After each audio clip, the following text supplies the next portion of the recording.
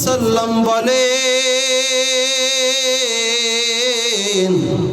ওই কঠিন মুসিবতের দিনে আল্লাহ পাক নিজে হাকিম হয়ে বিচার করবেন।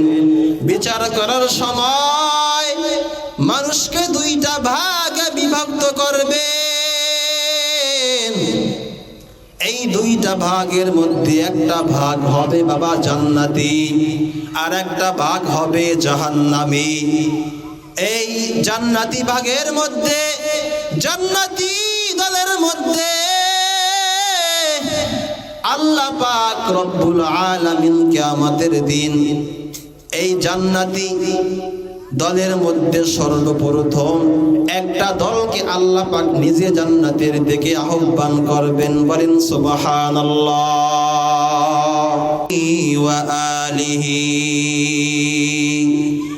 এ দুনিয়া মিসহালের ভাই,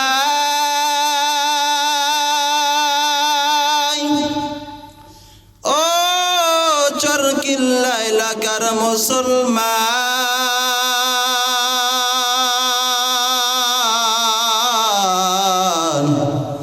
শুধু আশার খেলা ঘর। চোখ বুঝিলে দেখবি রে মনকে আপন, আর কে বাপর। কোথা থেকে তোমার আমার আগমন, কোথায় যেতে হবে রে, কে আনিল কি কারণে জানা নাই ভবেতে। দীপ্ত কণ্ঠে হাফিজ কহে ফুলদা জাকি রয় কখনো, এক রাতর কি দুরাতর হায় ভুল বুঝিসনি তোর জীবন। মরণ থেকে যতই পালাও, মরণ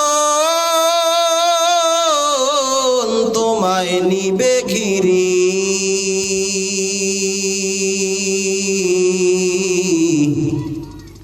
যদিও তুমি আকাশ পরে লুকাও, সেথায় লাগিয়ে সিঁড়ি। আলহামদুলিমান কদ্দার খায়রাও ওয়া খাবালা, আলহামদুলিমান কদ্দার খায়রাও ওয়া খাবালা, والشكر لمن صور حسنه وجمالا،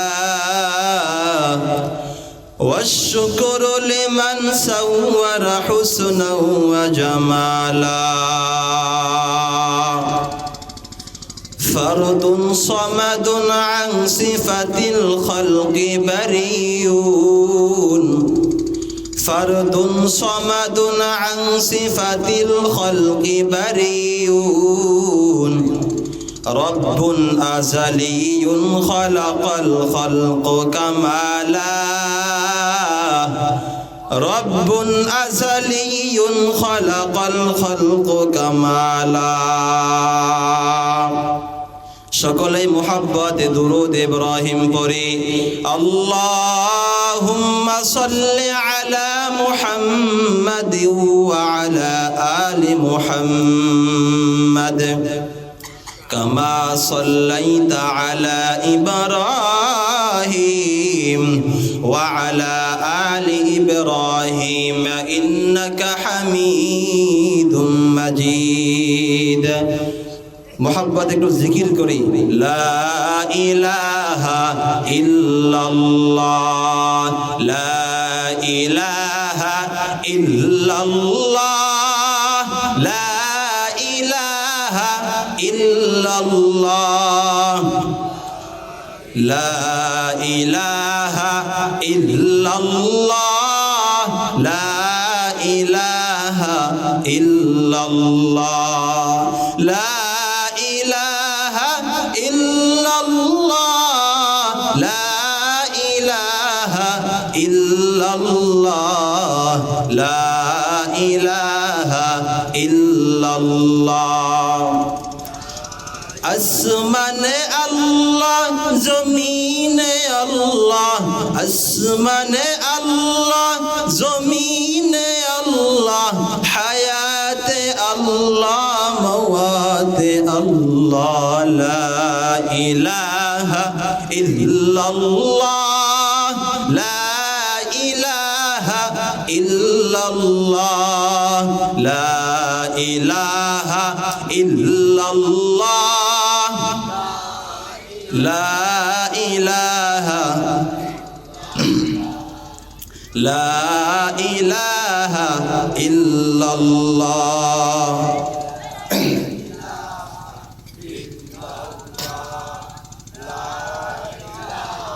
লা ইলাহা ইল্লাল্লাহু মুহাম্মাদুর রাসূলুল্লাহ। ইহা हम सब मुसाफिर है,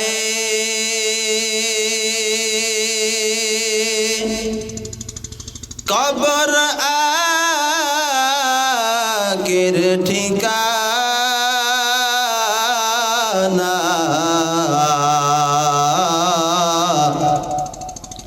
कोई आगे रवाना है, कोई पीछे रवाना।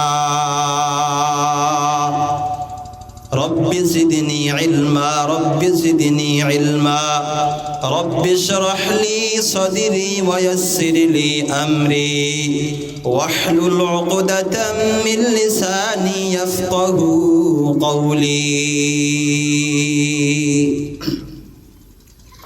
अल्हम्दुलिल्लाह। नेहायत काबिल इहतिराम सम्मानित मुहतरम मुअज़्ज़ज़ मुसल्लियाने करम, सम्मानित उपस्थिति, अल्लाह पाकेर आशिकीन, जाकिरीन, शाकिरीन, मुहिब्बीन, मुरब्बियाने इज़ाम, कलिजार टुकरा যুবক বন্ধুগণ, স্নেহের ছোট ভাই, পর্দার আড়ালে মাইকের আওয়াজ শ্রবণরতা সম্মানিতা মা ও বোনেরা, সকলের প্রতি আমার অন্তরের স্থল থেকে আন্তরিক শুভেচ্ছা অভিনন্দন। সর্বোপরি শুকরিয়া সেই মহান মালিকের দরবারে যে আল্লাহ পাক রব্বুল আলামিন আপনাদের মতো নেককার বান্দাদেরকে বিভিন্ন গুনাহের মাজলিস থেকে পরিত্রাণ দান করে জান্নাতের একটি বাগানে আল্লাহ পাক রব্বুল আলামিন এই গভীর রাত্রে জান্নাতের একটি বাগানে এনে দিয়েছেন। দ্বীনের কিছু কথা শোনার তৌফিক আল্লাহ দান করেছেন। এজন্য আপনারা খুশি না বেজার? এজন্য মালিকের দরবারে কণ্ঠকে উজাড় করে কালিমাতুশ শুকুর আদায় করি আলহামদুলিল্লাহ।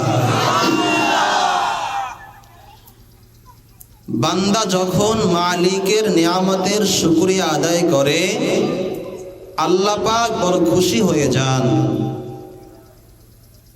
এই গভীর রাত্রে মানুষ অনেকে ঘুমিয়ে আছে, আপনারা সেই আরামের ঘুম হারাম করে আপনারা কোরআনের মহব্বতে, হাদিসের মহব্বতে জান্নাত পাওয়ার জন্য, জাহান্নাম থেকে মুক্তি লাভের জন্য আপনারা যে একটা জান্নাতের বাগানে আসছেন, এটা মালিকে বড় একটা অনুগ্রহ, তাছাড়া কিছুই নয়। এই সময় অনেক মানুষ গুনাহের মধ্যে লিপ্ত আছে, কি বলেন, আছে না? গুনাহে লিপ্ত আছে, জিনার মধ্যে আসক্ত আছে, আল্লাহ তাআলার নাফরমানির মধ্যে অনেক বান্দারা নিমজ্জিত আছে। আল্লাহ তাআলা সেই বান্দাদের মধ্য থেকে নির্বাচিত করে, বাছাই করে, ছাঁটাই করে আল্লাহ পাক রব্বুল আলামিন আপনাদেরকে যেন পছন্দ করে এই কোরআনের একটি মজলিসে আসবার বসবার তৌফিক আল্লাহ ইনায়াত করেছেন। এজন্য আরেকবার শুকরিয়া আদায় করি আলহামদুলিল্লাহ। তাকে আমার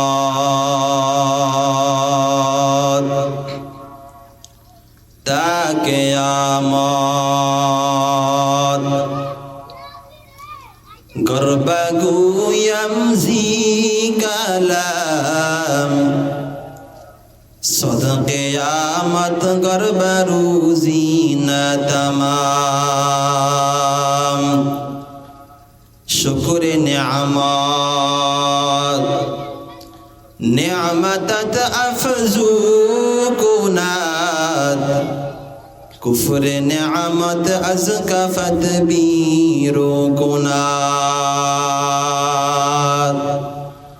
قال الله تبارك وتعالى فأعوذ بالله من الشيطان الرجيم لئن شكرتم لأزيدنكم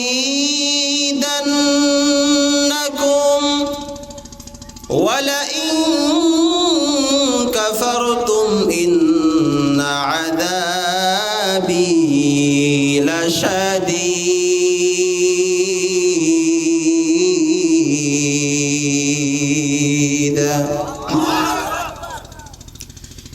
আল্লাহ পাক রব্বুল আলামিন তার মুহাব্বতের বান্দাদের দিকে লক্ষ্য করে বলেন, ও আমার মুহাব্বতের বান্দা,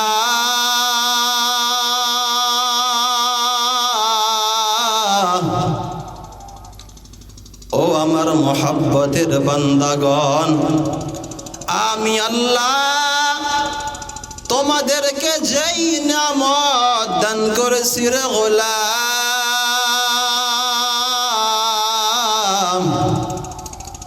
তোমরা যদি আমার নিয়ামতের শুকরিয়া আদায় করো বান্দা, আমি আল্লাহ ওয়াদা দিলাম তোমাদের নিয়ামত বৃদ্ধি করে দিব। নিয়ামতের শুকরিয়া আদায় করো বান্দা, কখনো তোমাদের নিয়ামত কমবে না।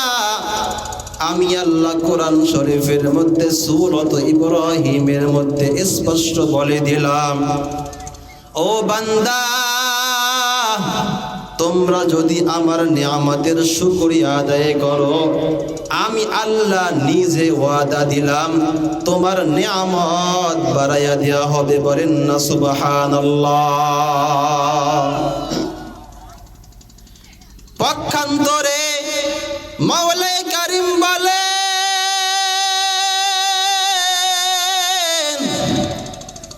ও আমার আদরের বান্দা,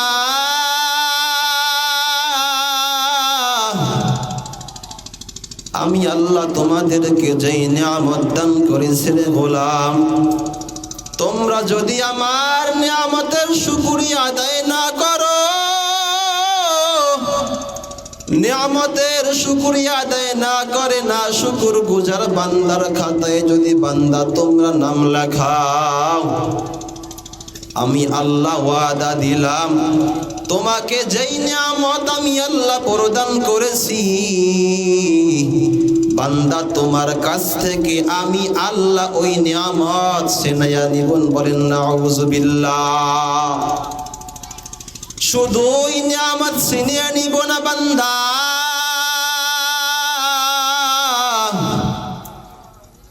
তোমার জন্য আমি আল্লাহ প্রস্তুত করে রেখেছি জাহান্নামের কঠিন আযাব, জাহান্নামের শক্ত আযাব।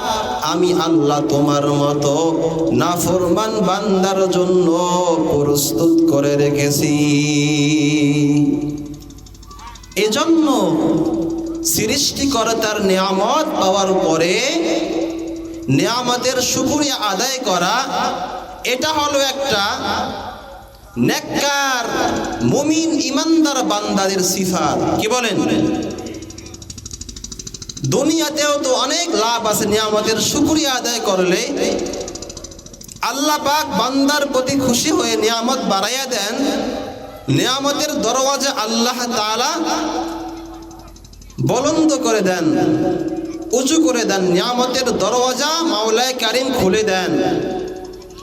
শুধু তাই নয়, قال رسول الله صلى الله عليه وسلم أول من يدعى إلى الجنة يوم القيامة الذين يحمدون الله في السراء والضراء।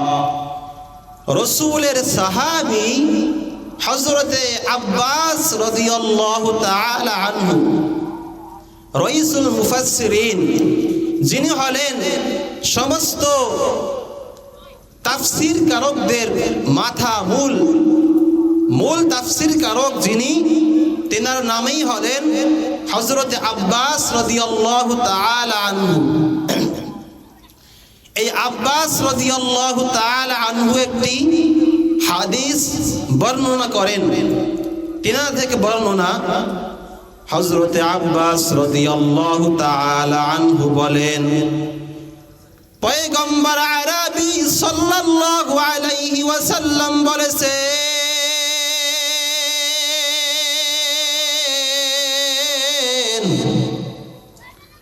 কাল কিয়ামতের ময়দানে কঠিন মুসিবতের দিন, যেই দিন মানুষ বড় পেরেশান হয়ে থাকবে, যেই দিন মা আপন থাকবে না, বাবা আপন থাকবে না, ভাই আপন থাকবে না, বন্ধু আপন থাকবে না, নিজের সম্পদ আপন হবে না, নিজের স্ত্রী পুত্র পরিজন সব বিচ্ছিন্ন হয়ে যাবে। যেই দিন এই জমিন হবে একটা সমতল ভূমি, কোথাও উঁচু নিচু থাকবে না। আল্লাহ পাক ওই কঠিন মুসিবতের দিনে মানুষদেরকে দুইটা ভাগে বিভক্ত করবেন। কয়টা ভাগে ভাই? দুইটা ভাগ আল্লাহ মানুষকে বিভক্ত করবেন।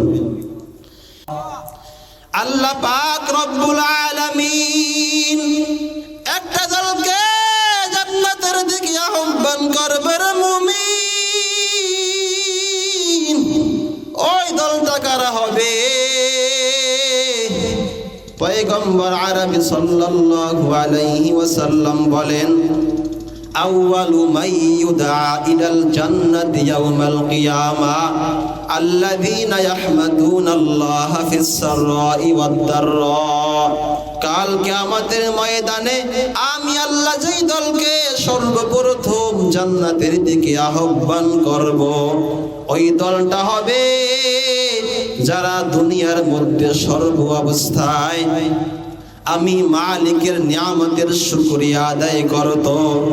আমি আল্লাহ দুনিয়াতে অনেক বিপদ দিতাম, আমি আল্লাহ দুনিয়ার মধ্যে অনেক বিপদ দিয়েছিলাম যেই বান্দাকে, ওই বান্দা বিপদের সম্মুখীন হওয়ার পরও আমি মালিকের নিয়ামতের শুকরিয়া আদায় করা বন্ধ করে নাই, বরং মালিকের নিয়ামতের শুকরিয়া তারা জবান সর্বদা তিনি দায়েমান রেখেছেন। আমি আল্লাহ ওই সমস্ত বান্দাদেরকে সর্বপ্রথম জান্নাতের দিকে আহ্বান করবেন, বলেন সুবহানাল্লাহ। আজ দুনিয়ার মানুষ একটু বিপদে পড়লে আল্লাহ তাআলাকে ভুলে যায়, বিপদের সম্মুখীন হইলেই মালিককে ভুলে যায়, বলে আল্লাহকে আমাকেই দেখছে, আর কাউকে আল্লাহ দেখে নাই, এরকম কথা মুখ থেকে বের হয়ে যায়। আল্লাহ তাআলা তো বান্দাকে পরীক্ষা করবেন ধৈর্য দিয়ে। আল্লাহ তাআলার পরীক্ষায় পাশ করা বড় কঠিন। যারা মালিকের পরীক্ষায় পাশ করবে তারা সাকসেসফুল হয়ে যাবে। এজন্য ভাই কষ্টের ফল একটু মিষ্টিই হবে, এজন্য কষ্ট করতে হবে। আল্লাহ তাআলা শুকর কখনো জবান থেকে বাদ দেওয়া যাবে না। সর্ব অবস্থায় আল্লাহ তাআলার নিয়ামতের কৃতজ্ঞতা আদায় করতে হবে। আল্লাহ পাক রব্বুল আলামিন আপনাকে আমাকে যে অবস্থায় রাখুক না কেন, আমি আল্লাহ তাআলার নিয়ামতের শুকরিয়া আদায় ইতিপূর্বে করেছি, এখনো করতে আছি, ভবিষ্যতেও করব ইনশাআল্লাহ। মৃত্যুর আগ পর্যন্ত আমার জবান থেকে যে আল্লাহ আমাকে সৃষ্টি করেছেন তার গুণগান বন্ধ হবে না। কি বলেন, ঠিক কিনা? আজ কিছু মুসলমান তারা বিপদের সম্মুখীন হওয়ার পরে মালিককে ভুলে যায়, জবান দ্বারা কুফরি নামক শব্দ ব্যবহার করে। বড় সাবধান, সাবধান। মালিকের এত নিয়ামত ভোগ করতেছেন, এরপরও মালিকের সঙ্গে নাফরমানি। আল্লাহ পাক রব্বুল আলামিন বলেন, ও দুনিয়ার মানুষ, তোমরা একসময় মৃত ছিলে, তোমাদের কোনো অস্তিত্ব ছিল না, আমি আল্লাহ তোমাদেরকে অস্তিত্ব দান করেছি। কি বলেন, ঠিক কিনা? এজন্য সেই অস্তিত্ব প্রদানকারী মালিককে কখনো ভোলা যাবে না। সর্ব অবস্থায় সেই মালিকের ভয় অন্তরে রেখে গুনাহকে ছেড়ে দিতে হবে, সর্ব অবস্থায় মালিকের ইতাআত করতে হবে। তো সম্মানিত মুহতারাম হাজিরিন, আমি আপনাদের সম্মুখে যে আয়াতে কারিমা তেলাওয়াত করেছি, 5 নম্বর পারা 8 নম্বর পৃষ্ঠা সূরাতুন নিসা। আল্লাহ পাক রব্বুল আলামিন এই আয়াতের মধ্যে বলেন, ক্বালাল্লাহু তাবারাকা ওয়া তাআলা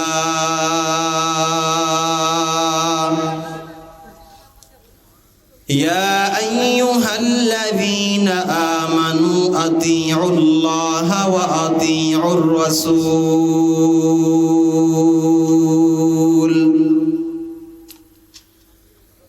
ইয়া আইয়ুহাল্লাযীনা আমানু আতিউল্লাহা ওয়া আতিউর রাসূল। এই আয়াতটা হলো সূরাত মুহাম্মদ 26 নম্বর পারা 9 নম্বর পৃষ্ঠা। আল্লাহ তাআলা বলেন, যারা মালিকের প্রতি ঈমান এনেছে, আল্লাহ তাআলা ওই সকল ঈমানদারদেরকে সম্বোধন করে বলেন, ইয়া আইয়ুহাল্লাযীনা আমানু, হে ঈমানদারগণ, আতিউল্লাহ, তোমরা আমি আল্লাহ তাআলার আনুগত্য করো, ইতাআত করো। ওয়া আতিউর রাসূল, এবং আমার হাবিব জনাবে রাসূল কারীম সাল্লাল্লাহু আলাইহি ওয়াসাল্লামের অনুসরণ করো। ওয়ালা তুবতিলু আমালুকুম, হে বান্দা, এবং তোমরা যেই আমল করেছো তোমরা সেই আমলকে বিনষ্ট করিয়া দিও না। আল্লাহ পাক রব্বুল আলামিন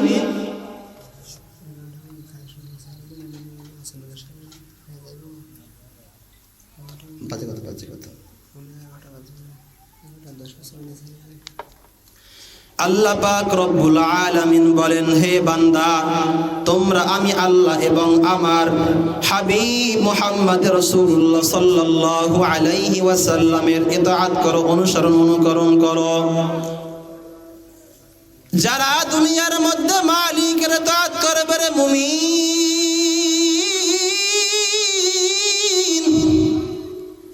আল্লাহ পাক রব্বুল আলামিন ওই সকল বান্দাদেরকে বড় ভালোবাসেন, মহব্বত করেন।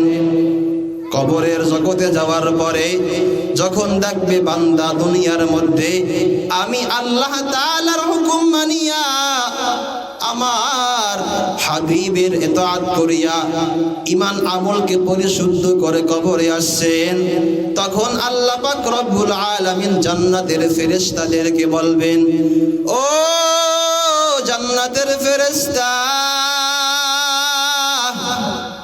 ও জান্নাতের ফেরেশতা, এই বান্দাকে জান্নাতের পোশাক পরাও। জান্নাতের পোশাক পরাইয়া ইস্তেকবাল জানাইয়া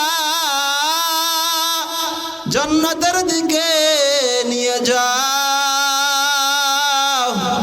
আমার এই বান্দা এই শীতের মধ্যে আরামের ঘুম হারাম করিয়া চরকিল্লা জামে মসজিদের মাহফিলে হাজির হয়েছে, আমার বান্দাকে তুমি মাফ করিয়া দাও।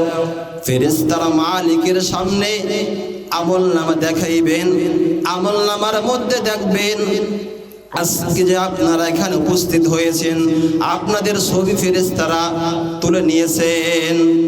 আল্লাহ পাক চাহেন তো আপনাদেরকে এই মাহফিল শোনার কারণে মাফ করতে পারেন, কি বলেন ঠিক কিনা?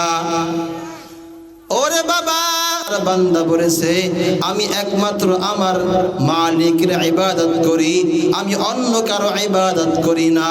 আল্লাহ তাআলা বলবে ও বান্দা যাও, ও বান্দা জান্নাতে যাও। তোমার মতো বান্দা আমি চেয়েছিলাম, তুমি আমার ইতাআত করেছো, বান্দা জান্নাতে যাও। হাদিসে রাসূল করিম সাল্লাল্লাহু আলাইহি ওয়াসাল্লাম বলেন ইগতানিম খামসান ক্বাবলা খামসিন, শাবাবাকা ক্বাবলা হারামিক ওয়া সিহহাতাকা ক্বাবলা সুকুমিক। পয়গম্বর আরবি সাল্লাল্লাহু আলাইহি ওয়াসাল্লাম বলেন, ও বান্দা, ও আমার উম্মত, তোমাদের সামনে পাঁচটা জিনিস আসার আগে পাঁচটা জিনিসকে তোমরা গনিমত, মহামূল্যবান সম্পদ মনে করো। এই পাঁচটা জিনিসের মধ্যে এক নাম্বার হলো আমি আল্লাহ তোমাদেরকে যেই যৌবন নামক নিয়ামত দান করেছি, এই যৌবন নামক নিয়ামতকে, এই যৌবনকে তুমি বার্ধক্য আসার পূর্বেই তুমি কাজে লাগাও। যৌবন কালের ইবাদত মালিকের দরবারে এত দামি, যৌবন কালের ইবাদত মাওলা কারীমের দরবারে বড় দামি। এজন্য ও যুবক ভাই, ও কলিজার টুকরা যুবক, আপনাদের পায়ে হাত রেখে বলি যুবক ভাই, আপনারা যৌবনকালে মালিকের সামনে মাথাকে নত করেন, আল্লাহ তাআলার দ্বীনকে শক্তভাবে আঁকড়িয়ে ধরেন, যৌবনকালটাকে মালিকের ইবাদতের মধ্য দিয়ে কাটান। আল্লাহ পাক রব্বুল আলামিন আপনার প্রতি খুশি হয়ে যাবেন। পয়গম্বর আরবি সাল্লাল্লাহু আলাইহি ওয়াসাল্লাম বলেন,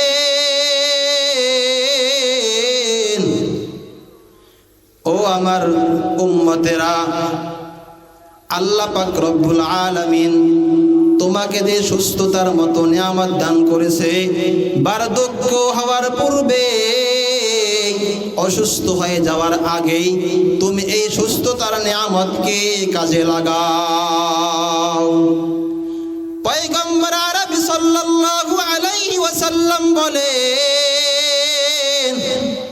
যখন বান্দার সুস্থ থাকে, বান্দা সুস্থতার নিয়ামত উপভোগ করতে পারে, তখন বান্দার দ্বারা আল্লাহ তাআলার ইবাদত বেশি হতে পারে। এজন্য সুস্থতা বড় নিয়ামত। ও আল্লাহর বান্দারা, হসপিটালের মধ্যে আজ কত মানুষ, অনেকের পা নাই, অনেকের হাত নাই, অনেকের জবান আছে কিন্তু কথা বলতে পারে না রে বাবা। ও যুবক ভাই, অনেক মানুষ রয়েছে চেহারা ফুটফুটে চাঁদের মতো, কিন্তু বাবা কথা বলতে পারে না, জবান দ্বারা কথা বের হয় না রে বাবা। আপনাকে আমাকে আল্লাহ পাক রব্বুল আলামিন কত বড় নিয়ামত দান করেছেন। ও বাবা, হসপিটালের মধ্যে অনেক মানুষ এরকম রয়েছে যাদের একটা হাত নাই, যাদের পা নাই, এরকম বহু লোক রয়েছে, তাদের মনের মধ্যে কত বড় আবেগ। এজন্য এই সুস্থতার নিয়ামতকে অসুস্থ হয়ে যাওয়ার আগেই কাজে লাগাইতে হবে।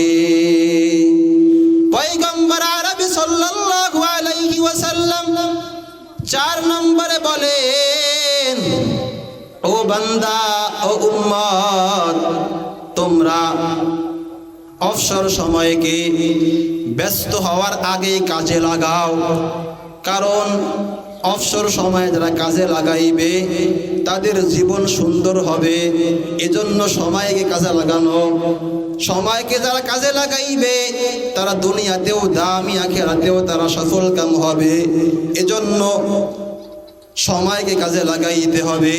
পয়গম্বর আরবি সাল্লাল্লাহু আলাইহি ওয়াসাল্লাম বলেন, হে উম্মত, তোমাদের সামনে মৃত্যু আসার আগে তোমরা তোমাদের এই হায়াতটাকে তোমরা কাজে লাগাও। এজন্য আল্লাহ তাআলার ভয় অন্তরে রেখে নিজেদের জীবনকে পরিচালনা করতে হবে এবং মালিকের কাছে দুই হাত বাড়াইয়া মনের কথা খুলে বলতে হবে। আমার মনের কথা তার কাছে বলতাম রে, যদি দেখা তার পাইতাম রে। আমার মনের কথা তার কাছে বলতাম রে, যদি দেখা তার পাইতাম রে। আকাশেতে উঠে গো চন্দ্র সঙ্গে নিয়া তারা,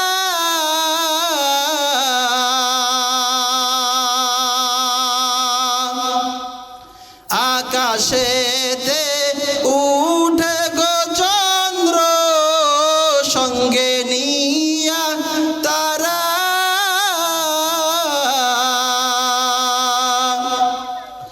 আমার মনের মাঝে উঠে গো চন্দ্র আল্লাহ কালামের আগে রে, যদি দেখা তার পাইতাম রে। আমার মনের কথা তার কাছে বলতাম রে, যদি দেখা তার পাইতাম রে। মুসা নবী কই তোরে কথা গিয়া তোর বাহারে,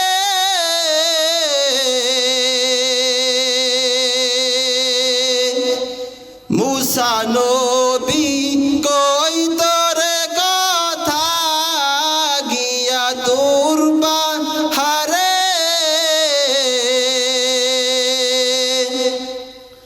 আমার মাওলার নূরে পাহাড় জ্বলে আল্লাহ নবী মুসা জ্বলে না রে, যদি দেখা তার পাইতাম রে।